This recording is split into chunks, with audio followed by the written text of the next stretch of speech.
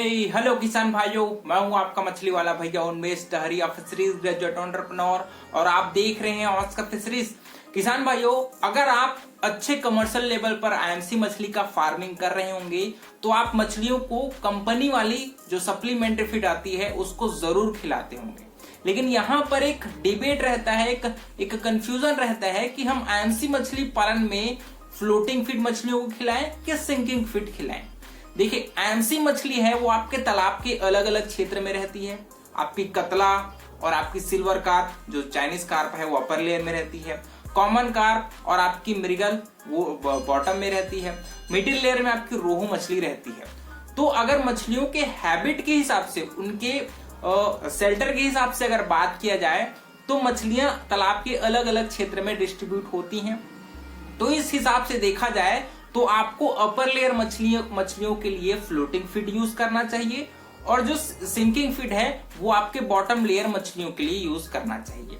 ये तो हुई पहली बात। दूसरी बात, आप अगर बात करें फ्लोटिंग फीड की दोस्तों, तो फ्लोटिंग फीड को बनाने के लिए हम लोगों को ज्यादा इक्विपमेंट्स की जरूरत पड़ती है। उसको हाई टेम्परेचर, हाई प्रेशर में इसको मैन्युफैक्चर किया जाता है।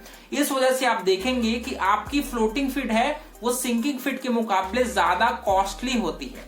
इसी वजह से अगर हम लोग कॉस्ट इफेक्टिवनेस की बात करें तो आपको फ्लोटिंग फीड खिलाने में ज्यादा खर्च होता है फीड में, लेकिन सिंकिंग फीड खिलाने में आपको आपकी फ्लोटिंग फीड के मुकाबले कम खर्च होती है। लेकिन दूसरी बात यह भी आती है कि सिंकिंग फीड को खिलाने के फ्लोटिंग फीड के मुकाबले ज्यादा डिसएडवांटेज है, क्योंकि सिंकिंग फीड को जब हम लोग खिलाते हैं तो उसको खिलाने के लिए लेबर की जरूरत पड़ती है, क्योंकि वो आपके तालाब के बॉटम में सेट हो जाती है। इसी वजह से आपको उसके लिए फीडिंग ट्रेज लगाना पड़ता है, आपको बकेट का यूज करना पड़ता है जिसमें डाल करके आप सिंकिंग फीड को तालाब के चार कोनों में डुबा देते हो। और जब आपको, लेकिन उसमें आपको ये अंदाजा नहीं लग पाता कि मछलियां कितनी फीड खाई हैं और कितनी फीड वेस्टेज के रूप में चली गई हैं। तो ओवरऑल अगर आप दोनों का कंपैरिजन करेंगे तो सिंकिंग फीड को खिलाने में फीड का वेस्टेज भी होता है ना, और साथ ही साथ अगर बात करें फ्लोटिंग फीड की तो वो ज्यादा कॉस्टली है। तो अगर इन दोनों का हम लोग कंपैरिजन करें दोस्तों तो अल्टीमेटली आपको खर्च है वो सेम ही पड़ जाता है। दूसरी बात, अगर न्यूट्रिशनल प्रोफाइल की बात करें कि किसमें ज्यादा प्रोटीन, विटामिन, मिनरल्स उपस्थित होता है, तो दोनों का ही अगर आप कंपैरिजन करेंगे तो उसमें जो मान लीजिए 4 mm का जो फीड का साइज है उसमें 28% प्रोटीन रहता है। इसमें भी सेम साइज का जो सिंकिंग फीड है 4 mm का, उसमें भी 28% प्रोटीन रहता है। तो अल्टीमेटली दोस्तों दोनों का न्यूट्रिशनल प्रोफाइल आपका सेम ही रहता है। तो आखिर सिंकिंग फीड जो हमारे साइंटिस्ट हैं उन्होंने बनाया ही क्यों, इसका मैं आपको एक सॉलिड रीजन देता हूं। एक्चुअली क्या होता है, ठंड में आपकी मछलियां तालाब के सरफेस में फीडिंग करने नहीं आती, क्योंकि ठंड की वजह से आपका तालाब का अपर लेयर है वो ठंडा होता है और मछलियां तालाब के बॉटम में ही रहती हैं। तो इसी को देखते हुए हमारे साइंटिस्ट भाइयों ने ठंडी में मछलियों को फीडिंग कराने के लिए सिंकिंग फीड बनाया, ताकि ठंड में मछलियों को नीचे ही खाना दे दिया जाए और उनको ऊपर आने की जरूरत मत पड़े। तो इसी वजह से सिंकिंग फीड को हम अपने साइंटिस्ट भाइयों ने बनाया और हम लोग इसको प्रयोग भी करते हैं।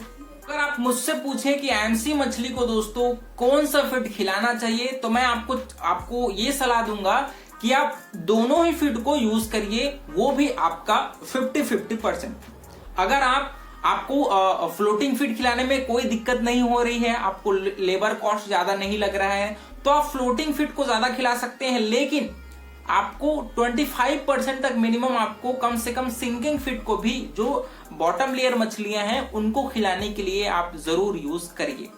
और अगर आप थोड़ा सा पैसे बचाना चाहते हैं फीड में, तो आप जो सिंकिंग फीड होता है उसको भी आप अच्छे से दूसरे फीड के साथ मिक्स करके आप मछलियों को खिला सकते हैं। लेकिन सिंकिंग फीड में वेस्टेज ज्यादा होता है आपके फ्लोटिंग फीड के मुकाबले, है ना। तो आप अपने कंफर्ट के हिसाब से आपके क्षेत्र में जो फीड अवेलेबल होगा, फ्लोटिंग फीड होगा तो फ्लोटिंग फीड खिलाइए, और थोड़ी मात्रा में सिंकिंग फीड भी आप मछलियों को खिलाना चाहिए आपको।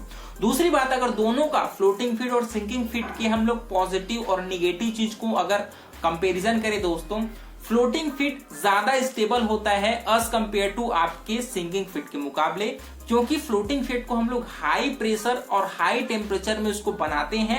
इस वजह से ये इसमें जो इंग्रेडिएंट्स उपस्थित होता है वो अच्छे से डाइजेस्ट हो पाता है, क्योंकि एक पकी हुई फीड को जब मछलियां खाती हैं तो उनके शरीर में वो अच्छे से ऑब्जर्व होती हैं और ज्यादा पॉजिटिव है वो आपकी मछलियों के ग्रोथ में दिखाई देता है। लेकिन सिंकिंग फीड को स्पेसिफिक कोई इसका प्रॉपर टेम्परेचर या फिर प्रेशर नहीं होता। आपने देखा होगा जो हम लोग फार्म मेड फीड खिलाते हैं वो तालाब के ऊपर में तैरती नहीं है, वो सीधा नीचे चली जाती है। क्यों? क्योंकि हमने उसको प्रॉपर मैन्युफैक्चरिंग प्रोसेस से नहीं बनाया है, उसको हम लोग अपने हाथों से ही तैयार किया है। इसी वजह से फ्लोटिंग फीड को ज्यादा स्पेसिफिक रूप से बनाया जाता है ताकि वो ऊपर में फ्लोट करे। वही बात करें सिंकिंग फीड की तो वो भारी होता है, इस वजह से मछलियां जो बॉटम लेयर की हैं वो अच्छे से उसको कंज्यूम करती हैं। अगर आप दोस्तों फ्लोटिंग फीड को अगर कैसे खिलाना चाहिए तो ब्रॉडकास्टिंग है वो आपकी फ्लोटिंग फीड के लिए ज्यादा बेहतर विकल्प है। लेकिन सिंकिंग फीड को खिलाने के लिए आपको जो फीडिंग ट्रेज आता है उसका प्रयोग कर सकते हैं। फीडिंग बकेट्स आता है उसको भी आपको अपने तालाब के 4-5 कोनों में उसमें फीड डाल करके आप उसको डुबा दीजिए और जो भी बॉटम लेयर मछलियां होंगी वो अच्छे से उसको कंज्यूम कर पाएंगी। इसके अलावा आप दोनों का एक्सपेरिमेंट करके भी देख सकते हैं आपके तालाब में कि कौन सी फीड से आपकी मछलियां ज्यादा ग्रोथ कर रही हैं।